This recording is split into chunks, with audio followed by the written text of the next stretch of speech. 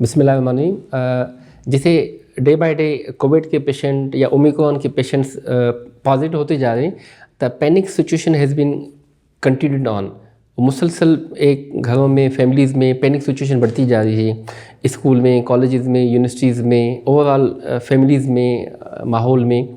So we will discuss in this video regarding home treatment if patient is positive, that may be COVID or that may be Omicron. My name is Dr. Tariq Ali Sheikh, is a ENT head and neck surgeon. बुनियादी तौर पे जो test की जाती है, जैसे हम नेज़ोफेरेंजियल swab के थ्रू हम ले लेते हैं कोविड PCR, जिसमें IgG IgM एंटीबॉडी वो पॉजिटिव आ जाती है और पेशेंट बिल्कुल ओवर कॉन्शियस हो जाता है कि डॉक्टर साहब पॉजिटिव हो गई है। तो टेक होम मैसेज ये है कि पॉजिटिव है, एसिम्प्टोमेटिक है, कोई परेशानी की बात नहीं है। अगर बिल्कुल सिम्प्टोमेटिक भी है तो आप अपने ट्रीटिंग फिजिशियन, ट्रीटिंग कंसल्टेंट के साथ आप कंसल्ट कर लें, तो जो भी एहतियाती तदाबीर हैं उसको आप फॉलो करें। एक चीज़। दूसरी चीज़, आजकल क्वारंटीन के लिए हम कहते हैं मैक्सिमम आप 7 डेज़ के लिए आप क्वारंटीन हो जाएं। जो लेटेस्ट रिकमेंडेशन हैं, 1 हफ्ते के लिए आप क्वारंटीन हो गए, उसमें अपने ट्रीटिंग फिजिशियन के साथ आप कंसल्ट रखें। अगर पेशेंट्स को नज़ला ज़ुकाम है, खांसी है, फ्लू है, हड्डियों में शदीद किस्म का दर्द है, जिस्म टूटता रहता है, 102, 103, 4 बुखार है, खांसी है, ठीक है, या अचानक कोई स्मेल लॉस हो जाती है या जायका ख़त्म हो जाता है, whatsoever he should be in touch with treating physician.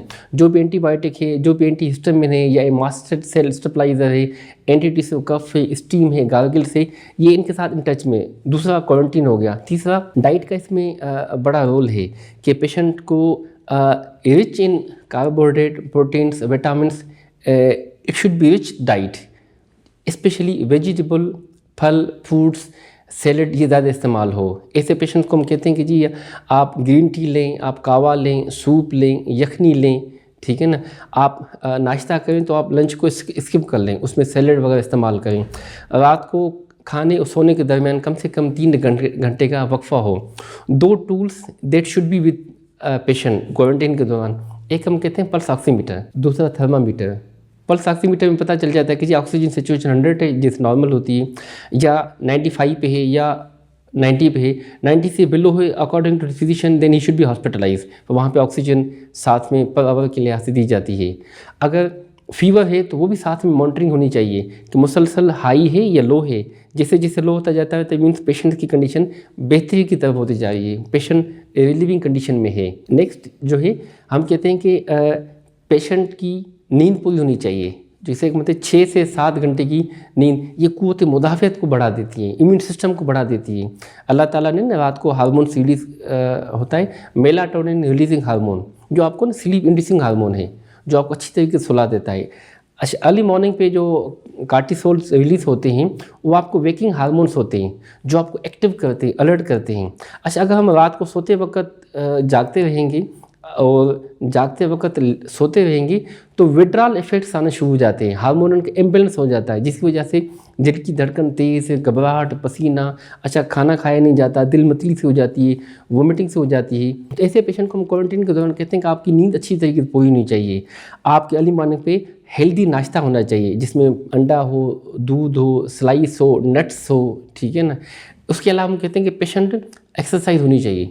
जैसे 1 रिकमेंडेशन है scientifically 150 minutes per week it's need for the body. तो डेली कम से कम 30 मिनट्स की ब्रिस्क वॉक होनी चाहिए। ऐसी वॉक जिसमें एटलीस्ट हड्डियों में दर्द होने लगे, जिस्म टूटने लगे और थोड़ा सा पसीना आने लगे, वॉक हो। इसमें साथ साथ कहते हैं कि 10 मिनट की योगा भी होनी चाहिए। साथ साथ में कहते हैं ब्रीथिंग एक्सरसाइज हो, नाक से लंबे लंबे सांस हो, जैसे ऑक्सीजन इन हो और कार्बन डाइऑक्साइड आउट हो, जिससे चेस्ट मुकम्मल इन्फ्लेटेड हो और साथ में डिफ्लेटेड हो।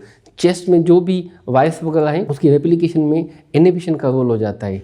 इसी तरह हम कहते हैं कि पेशेंट अच्छे तरीके से कोशिश करे अपना 24 आवर का शेड्यूल मैनेज करे कि किस टाइम इसने नाश्ता लंच स्किप करके लेना है, रात के टाइम सोने के दरमियान वक्फा हो, बीच में जो गैप है स्कूल कॉलेजेस के जो भी एकेडमिक एक्टिविटीज़ वो आप अपनी कंप्लीट करें। जो बड़े हजरात होते हैं उनको हम कहते हैं कि आप अपनी जो भी आपको पोइट्री वगैरह है या जो भी आपके बुक्स हैं, जो आपको मोटिवेशनल बुक अच्छे लगते हैं, उनको आप रीड आउट करें, जिससे आप इंगेज रहें। ऐसे पेशेंट्स को हम अवॉइड कराते हैं कि आप बार बार हेडलाइंस न्यूज़ की ना देखें, अलर्ट न्यूज़ ना देखें, जिसकी वजह से ना मुसलसल पेशेंट की एंजाइटी बढ़ती रहती है। वो देखते हैं कि कोविड के इतने पेशेंट बढ़ गए, अच्छा आज इतनी थोड़ी सी एक्सपायरी हुई, अच्छा फलां जगह पे ये केसेस आ गए, अच्छा फलां जगह पे ये केसेस, उसकी वजह से मुसलसल स्ट्रेस में रहते, एंजाइटी में रहते, अल्टीमेटली कार्टिसोल हार्मोन्स रिलीज रहते हैं और पेशेंट का जो ब्लड प्रेशर अनकंट्रोल हो जाता है, शुगर अनकंट्रोल हो जाती है, किडनी पर जो इफेक्ट वगैरह हो जाता है वो साथ में अनकंट्रोल हो जाता है और फर्दर पेशेंट डिटोरेटेट होता रहता है। हम कहते हैं कि आप सोशली आइसोलेटेड बेशक ना हो, मगर एटलीस्ट आप अपने रिलेटिव्स, अपने कुलीग के साथ टेलीफोन पे आप टच में रहें, आप उनको कॉल करें, आप उनके साथ घंटा 2 घंटा आप शेड्यूल रख लें, ठीक है ना, जिसमें आपकी सोशली आप आइसोलेट ना हो, इन टच में मोबाइल के तौर पे, फिजिकली कॉन्टेक्ट ना हो। आइसोलेशन के लिहाज से आपका अगर आइसोलेट कमरा हो, साथ में अटैच वाशरूम हो, that's excellent for quarantine patients. इसी तरह हम कहते हैं कि पेशेंट 5 वक्त नमाज की भी पाबंदी हो, ठीक है। इसी तरह पेशेंट हाइजीन का भी ख़ास ख्याल रखना होता है, नमाज के थ्रू नाक को बार बार साफ़ करता रहेगा क्योंकि इनिशियली वायरस नाक फिर गले अल्टीमेटली चेस्ट की तरफ उनकी एप्लीकेशन होती है। तो जब बंदा 5 वक्त नमाज की पाबंदी कर लेता है, एक तो नाक बार बार वज़ू होता रहता है, गला साफ़ होता रहता है, इसी तरह पेशेंट रुकू क़याम सजदे में ब्लड सर्कुलेशन बढ़ती रहती है, टाइम की पंक्चुअलिटी होती रहती है। तो ये सारी चीज़ें पेशेंट्स को, इम्यून सिस्टम को, क़ुव्वत मुदाफ़ियत को बढ़ाती रहती है, जिससे कई हद तक पेशेंट्स बेहतर हो जाते हैं, ठीक हो जाते हैं। तो टेक होम मैसेज ये है कि patient should be in touch with treating physician, pulse oximeter, thermometer it should be. Patient diet का ख़ास ख्याल हो, पेशेंट्स हाइजीनिक का ख़ास ख्याल हो, patient early morning walk, yoga, exercise उसकी हो, पेशेंट रात को अच्छे तरीके से 6 से 7 घंटे नींद स्लीप हो, 24 आवर की एक्टिविटीज़ हो और पेशेंट सोशली आइसोलेटेड ना रहे, जिससे 7 से 10 दिन तक, 2 हफ्ते तक बिल्कुल पेशेंट फिट हो जाता है। तो it's all about home remedy for treatment and its prevention. Thank you.